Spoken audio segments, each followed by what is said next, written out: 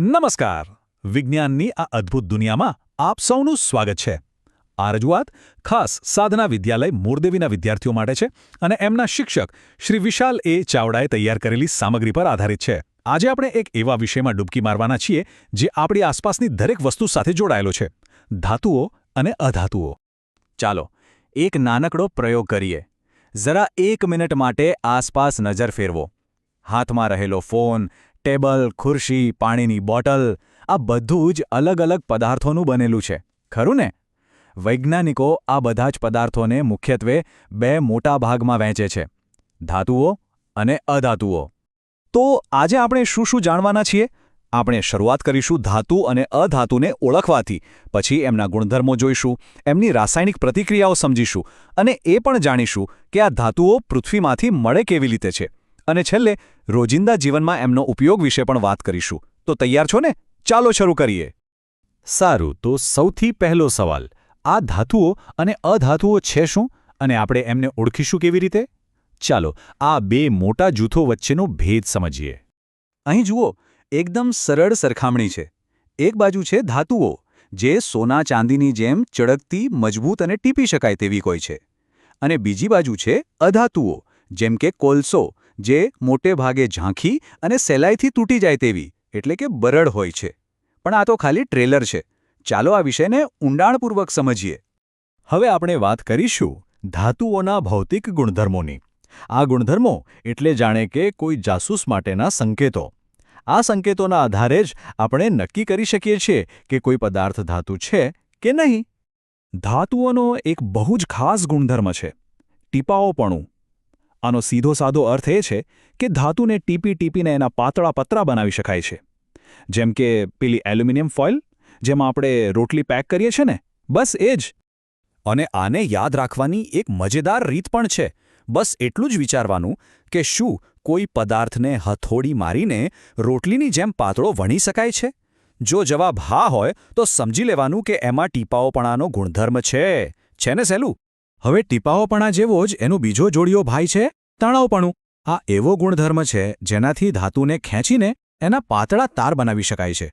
ઘરમાં જે તાંબાના વાયર હોય છે ને, એ આ ગુણધર્મને કારણે જ બને છે. અને હવે જે હું કહેવા જઈ રહી છું એ સાંભળીને કદાચ નવાઈ લાગશે. શું કોઈ માની શકે કે માત્ર 1 ગ્રામ સોનામાંથી લગભગ 2 કિલોમીટર લાંબો તાર બનાવી શકાય છે? જી હા, 2 કિલોમીટર! આ ખરેખર અકલ્પનીય છે. હવે વાત કરીએ વીજળીની. ધાતુઓનો એક બહુ જ અગત્યનો ગુણધર્મ છે વીજળીનું વહન કરવાનો. મતલબ કે એ વીજળીને પોતાનામાંથી સરળતાથી પસાર થવા દે છે. અહીં જુઓ, જેવો ધાતુનો ટુકડો સર્કિટમાં જોડાય છે, તરત જ બલ્બ ચાલુ થઈ જાય છે. એટલે જ તો આપણા ઘરમાં વીજળીના મોટાભાગના તાર ધાતુના બનેલા હોય છે. સારું, તો આપણે ધાતુઓ કેવી દેખાય છે અને કેવું વર્તન કરે છે એ તો જોયું, પણ હવે સમય છે એ જોવાનો કે જ્યારે ધાતુઓ બીજા તત્વોના સંપર્કમાં આવે ત્યારે કેવું શોડાઉન થાય છે. ચાલો એમની રાસાયણિક પ્રતિક્રિયાઓ સમજીએ. મોટાભાગની ધાતુઓ હવા અને પાણી સાથે પ્રતિક્રિયા કરે છે, પણ અમુક ધાતુઓ તો ભારે નખરામાં જ હોય છે, જેમ કે સોડિયમ અને પોટેશિયમ. એ એટલી બધી પ્રતિક્રિયાશીલ છે કે પાણીના સંપર્કમાં આવતાની સાથે જ આગ પકડી લે છે. એ તો જાણે આવર્ત કોષ્ટકના ડ્રામા ક્વીન્સ છે. તો પછી કઈ ધાતુ કેટલી પ્રતિક્રિયાશીલ છે એ કેવી રીતે નક્કી થાય? એના માટે છે સક્રિયતા શ્રેણી. આ એક પ્રકારનું પાવર રેન્કિંગ છે. જે ધાતુ આ લિસ્ટમાં સૌથી ઉપર છે, જેમ કે પોટેશિયમ, તે સૌથી શક્તિશાળી અને વધુ પ્રતિક્રિયાશીલ છે. અને જે સૌથી નીચે છે, જેમ કે સોનું, તે એકદમ શાંત સ્વભાવનો છે, ઓછી પ્રતિક્રિયા કરે છે. પણ આ બધી પ્રતિક્રિયાઓ થાય છે કેવી રીતે? આખી રમત છે ઇલેક્ટ્રોનની લેવડ-દેવડની. ધાતુઓ ઉદારદાતા જેવી હોય છે. એ પોતાના ઇલેક્ટ્રોન સહેલાઈથી આપી દે છે, અને અધાતુઓ એ ઇલેક્ટ્રોનને લેવા માટે તૈયાર જ બેઠી હોય છે. આ આપલેથી એમની વચ્ચે એક મજબૂત બંધન રચાય છે, જેને આપણે આયોનિક બંધ કહીએ છીએ. આપણે જે સામાન્ય મીઠું ખાઈએ છીએ ને, એ સોડિયમ અને ક્લોરીન વચ્ચેના આવા જ એક મજબૂત બંધનનું ઉત્તમ ઉદાહરણ છે. ચાલો આપણે ધાતુઓના ગુણધર્મો તો સમજી લીધા, પણ ક્યારે વિચાર્યું છે કે આ બધી ધાતુઓ આવે છે ક્યાંથી? મોટાભાગની ધાતુઓ આપણને પૃથ્વીના પેટાળમાંથી મળે છે. તો ચાલો હવે એક ખજાનાની શોધ પર નીકળીએ અને જોઈએ કે જમીનમાંથી શુદ્ધ ધાતુ કેવી રીતે મેળવાય છે. અહીં જે ચાર્ટ દેખાય છે એ કાચી ધાતુથી લઈને શુદ્ધ ધાતુ સુધીની આખી સફર દર્શાવે છે. હા, હું માનું છું કે પહેલી નજરે આ થોડું અટપટું લાગી શકે છે, પણ ગભરાવાની જરાય જરૂર નથી. આપણે એને એકદમ સરળ રીતે સ્ટેપ બાય સ્ટેપ સમજીશું. જુઓ, આખી પ્રક્રિયાના મુખ્યત્વે 3 તબક્કા છે. પહેલું, કાચી ધાતુમાંથી માટી, રેતી, પથ્થર જેવો કચરો દૂર કરવો. બીજું, એ સાફ કરેલી ધાતુમાંથી શુદ્ધ ધાતુને છૂટી પાડવી.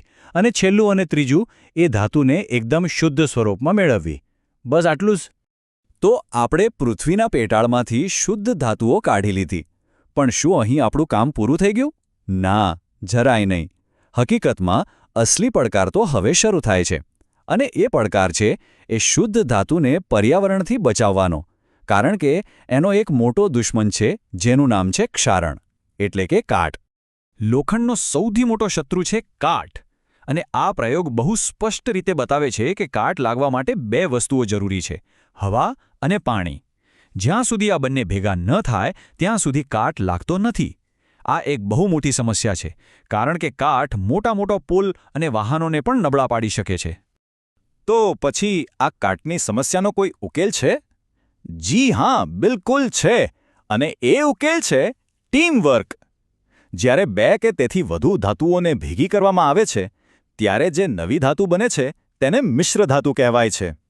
જેમ કે લોખંડમાં થોડો કાર્બન ભેળવવાથી મજબૂત સ્ટીલ બને છે. શુદ્ધ સોનું તો બહુ નરમ હોય, એટલે ઘરેણાં બનાવવા માટે એમાં થોડું તાંબુ કે ચાંદી ઉમેરવામાં આવે છે, જેથી તે મજબૂત બને. આને આપણે આમ પણ સમજી શકીએ. મિશ્ર ધાતુઓ જાણે કે એક સુપરહીરોની ટીમ જેવી છે. દરેક તત્વ પોતાની ખાસિયત લઈને આવે છે, અને જ્યારે એ બધા ભેગા થાય છે ત્યારે તેઓ એક એવી શક્તિશાળી વસ્તુ બનાવે છે જે એકલા કરતાં અનેક ગણી વધુ મજબૂત અને ઉપયોગી હોય છે. અને આ બધી ચર્ચા આપણને એક બહુ જ રસપ્રદ સવાલ પાસે લાવીને ઊભી રાખે છે. શું ભવિષ્યમાં આપણે વિજ્ઞાનની મદદથી કોઈ એવી સુપરધાતુ બનાવી શકીશું જેને ક્યારેય કાટ જ ના લાગે?